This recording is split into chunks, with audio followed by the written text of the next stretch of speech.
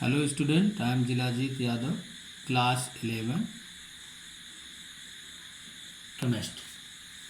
Our topic is mole concept. Mole concept. Mole concept की ज़रूरत क्यों पड़ी केमिस्ट्री में? जो सबस्टेंस होता है, atoms and molecules are extremely very small. Atoms and molecules are extremely very small in size, but their numbers are very large even in a small amount of any substance. जो atom या molecule जो होते हैं वो size में बहुत छोटे होते हैं, वे बहुत स्मॉल होते हैं, लेकिन किसी भी सब्सटेंस में बहुत ज़्यादा संख्या में इनकी प्रेजेंटेशन होती है.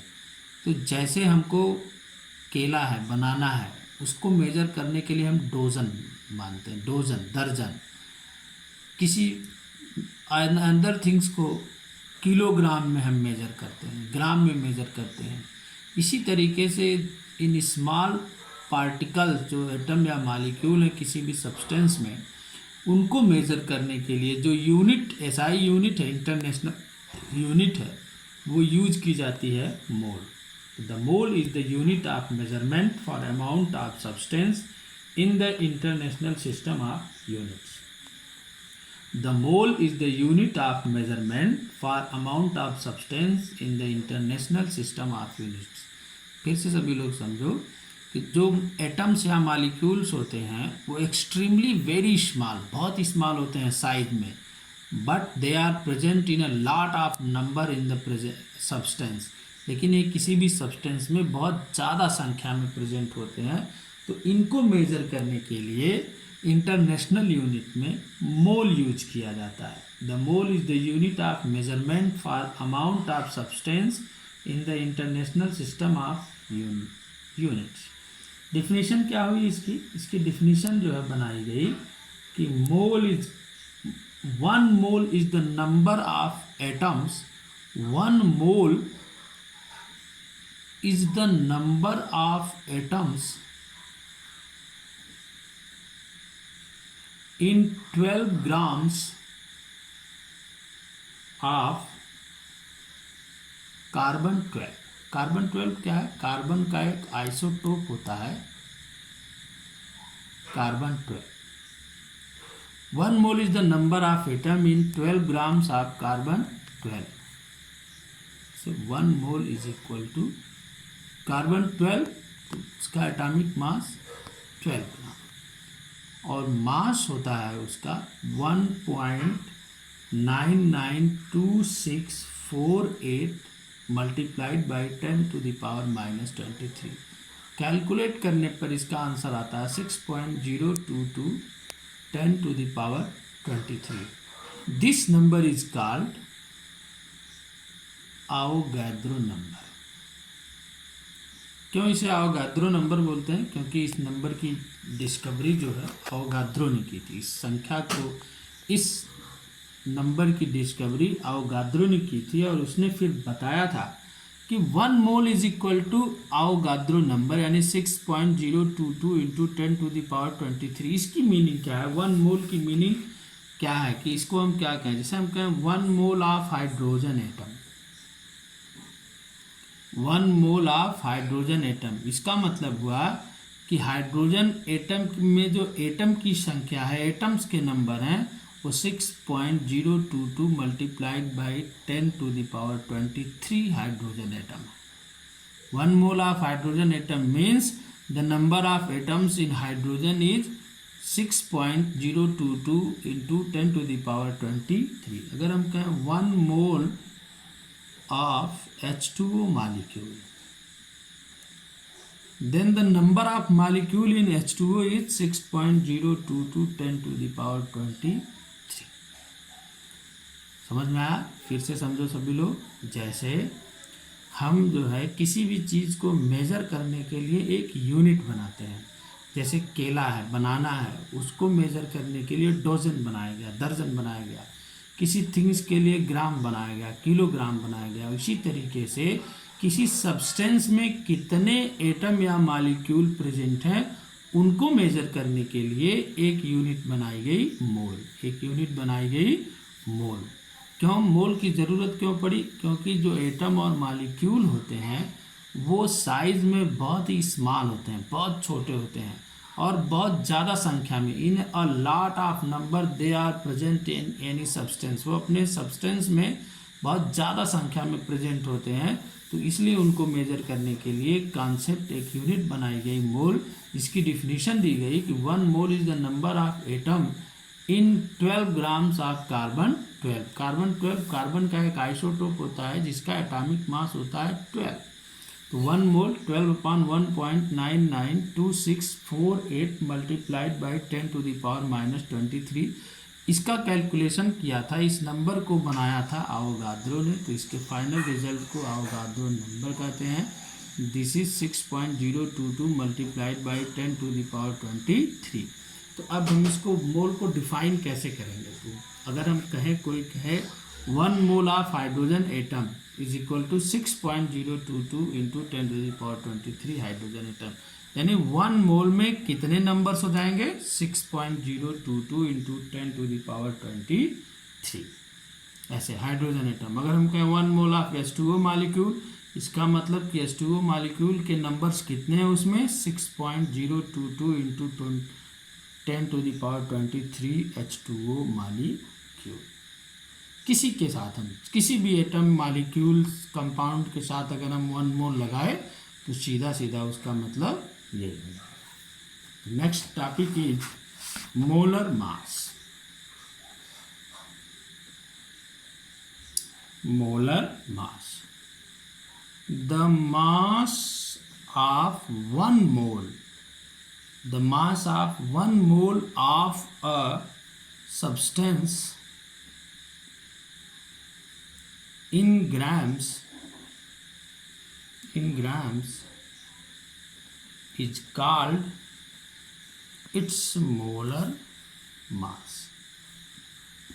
यानी द मास ऑफ 1 मोल, यानी 1 मोल जो हमारा सब्सटेंस है 1 मोल हमने लिया, तो उसके 1 मोल का मास 1 ग्राम में कितना है वही उसका क्या कहलाएगा? Molar mass. जैसे 1 मोल ऑफ H2O हमने ले रखा है, तो 1 मोल H2O, इसका मोलर मास ग्राम में कितना हो जाएगा? 18.02। That is it is molar मास। कैसे? जैसे हाइड्रोजन का होता है 1.008, ऑक्सीजन का होता है 16, तो यहाँ हाइड्रोजन 2 है, 2 से मल्टीप्लाई कर देंगे। H2O is equal to 2 into 1.008 plus 16, add करने पर आ जाएगा 18.02। It is molar mass. Molar mass मतलब the mass of 1 mole of a substance in gram is called its molar mass. The next topic is percentage composition.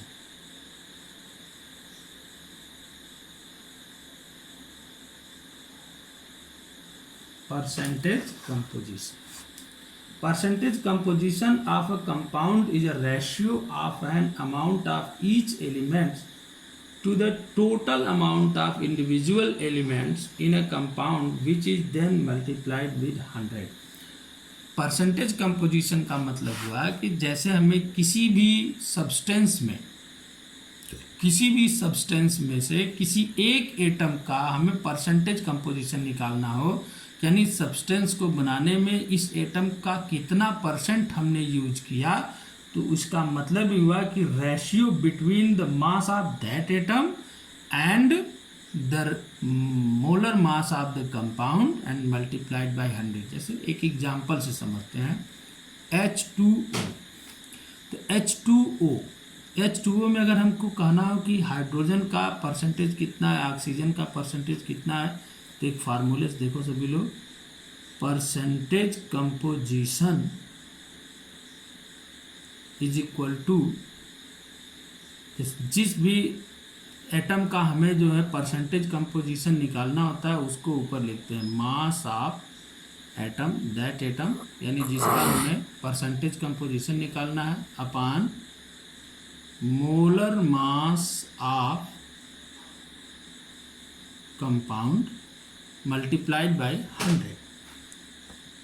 हाँ, percentage composition का मतलब क्या हुआ कि ratio between the mass of the atom and molar mass of compound multiplied by 100। जैसे H2O है, तो अगर H2O में हमको यह फाइंड करना हो कि H2O के फॉर्मेशन में कितना परसेंट हाइड्रोजन यूज हुआ और कितना परसेंट ऑक्सीजन यूज हुआ, तो हम परसेंटेज कंपोजिशन ऐसे ही निकालेंगे। जैसे तो इस फार्मूले से अभी हम चेक करें, molar the mass of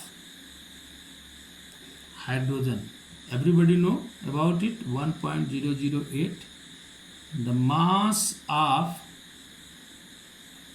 oxygen, everybody know 16.00, molar mass